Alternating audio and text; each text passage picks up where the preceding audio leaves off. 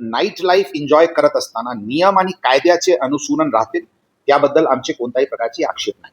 परंतु नियम आणि कायद्याचे पल्लीकडे जाऊन कोणी अशा प्रकारचे आयोजन करत असते तर मागे पण अशा प्रकारची कारवाई झालेली आहे आणि पुढच्या काळात आणखी कडक कारवाई होईल याचे मी सगळ्यांना गवाही देतो. शहरात एक गोपनीय माहिती परवा संध्याकाळी भेटली होती की अशा प्रकारचे इलिगल पार्टीचे आयोजन करण्यात आलेली आहे. त्यावर क्राईम ब्रांचची एक स्पेशल टीम गठीत करण्यात आली होती आणि ते एक ट्रॅप लावून त्या ठिकाणी रेड केलेली आहे. खऱ्या अर्थाने आयोजकांनी व्हेन्यू पण जे सगळे पार्टिसिपेंट्स होते त्यांना अत्यंत उशिरापर्यंत गोपनीय ठेवली होती आणि लास्ट मोमेंटवर त्यांना पण व्हेन्यू त्यांनी कळवले होते.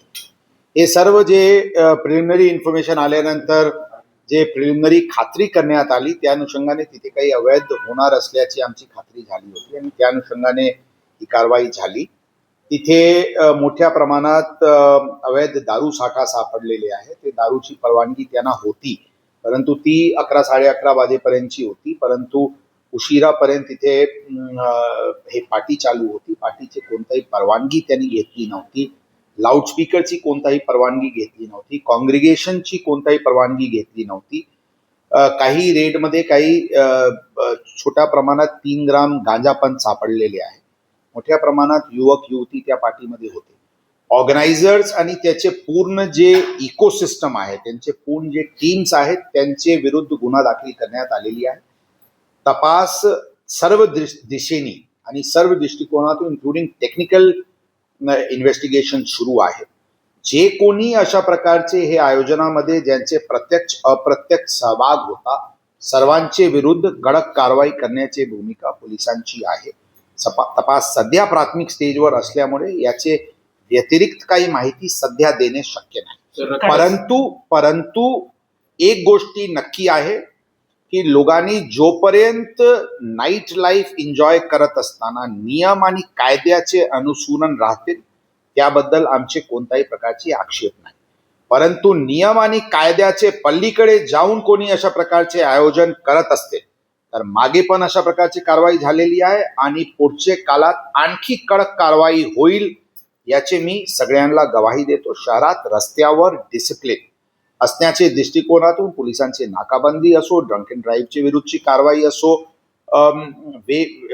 इन्क्रीज व्हिजिबल पोलीस प्रेझेन्स असते. विशेष करून फ्रायडे आणि सॅटर्डेला आपल्याला मोठ्या प्रमाणात शहरात मध्ये दिसतील. आम नागरिक पुण्याचे त्यांचे सुरक्षाची जबाबदारी पोलीस दलांची आहे आणि त्या दृष्टिकोनातून आमचे दल पूर्णपणे प्रयत्नशील आहे आणि त्याचे 100% त्यामध्ये कारवाई जोरात आणि अत्यंत गंभीर रीत्याने करण्याची आमची भूमिका आहे. सर याच्यात काय काय सील केलेलं आहे? त्यांचे जे ठिकाण होता जे त्यांचे घर फार्म हाऊस जे काही आपण म्हणणार ते सील करण्यात आलेली आहे. डीजेची इक्विपमेंट्स वगैरे जप्ती करण्यात आलेली आहे. आता सर्वांचे टेक्निकल दृष्टिकोनातून इन्व्हेस्टिगेशन सुरू आहे आणि पूर्ण जोरात आतमध्ये जाऊन जे काही इकोसिस्टम जसं मी म्हटलो या आयोजनमध्ये होते त्याच्यावर कडक कारवाई करण्यात येईल. आम्ही आपल्याला सांगतो आमचे स्पेशल टीम्स अत्यंत बारीक रीत्याने सोशल मीडिया मॉनिटरिंग करत असते अशा प्रकारचे पार्टीज बद्दलची आणि गोपनीय इन्फॉर्मेशन असो किंवा सोशल मीडिया मॉनिटरिंगच्या अनुषंगाने असो या अशा प्रकारचे इलिगॅलिटीवर पोलिसांची अत्यंत बारीक लक्ष आहे आणि काही एबेरेशन आणि व्हायलेशन दिसला तर सर्वांचे संबंधितांच्या विरुद्ध कडक कारवाई करण्याची भूमिका पोलिसांची आहे. जमावबंदीचा टायमिंग आणखी वाढवलेला आहे. जमावबंदी कधी नव्हता. जमावबंदी आज पण नाही है. आपण हे लक्षात ठेवा.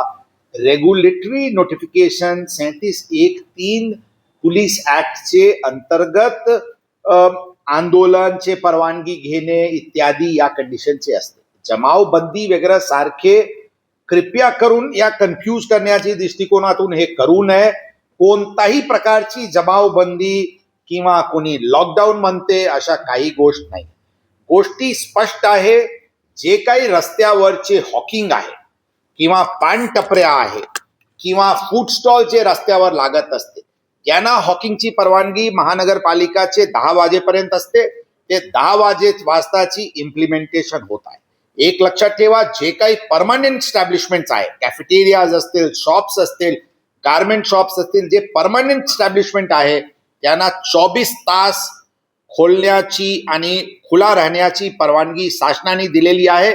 ते तसेच चालू राहतील, त्यांना कोणत्याही प्रकारचे नियम आणि बंदी लागू नाही. ही फक्त टेम्पररी इस्टॅब्लिशमेंट, रस्त्यावरचे हॉकिंग आणि या विषयावर शहरात शांती सुव्यवस्था मेंटेन करण्याच्या दृष्टिकोनातून त्याचे एन्फोर्समेंट आणि अंमलबजावणी सुरू आहे.